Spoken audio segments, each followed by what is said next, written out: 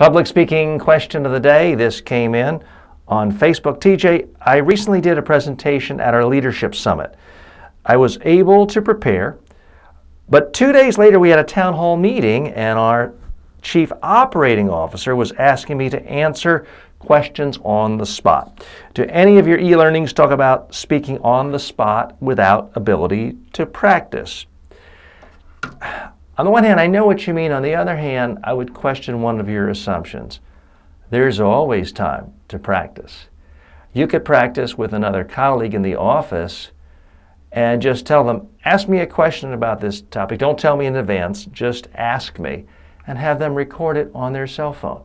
It may be that the questions asked in real life are completely different than the ones you faced in your practice session with a colleague, but the experience of having to think on your feet is transferable. You'll get more comfortable with it. And you need to see yourself on video. You need to see that when someone asks you a question you weren't expecting, you don't do something like this. You don't grimace or look up to the heavens for the answer. You need to look completely relaxed, comfortable, and confident. So I think the real answer is you can practice even if you're not practicing with the same questions. You can get used to answering questions with little time to prepare. And the key is answer what you do know that's helpful. If you don't know, don't try to fake it. Say I don't know, but then bridge to what is relevant, or if there's a place where you can get the information, and let them know you'll find it.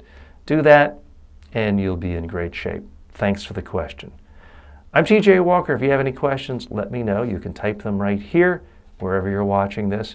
If you want more information on how to be a better speaker, go to MediaTrainingWorldwide.com. I'll send you several of my books, no charge whatsoever. You can also get information about upcoming workshops, seminars, and online trainings.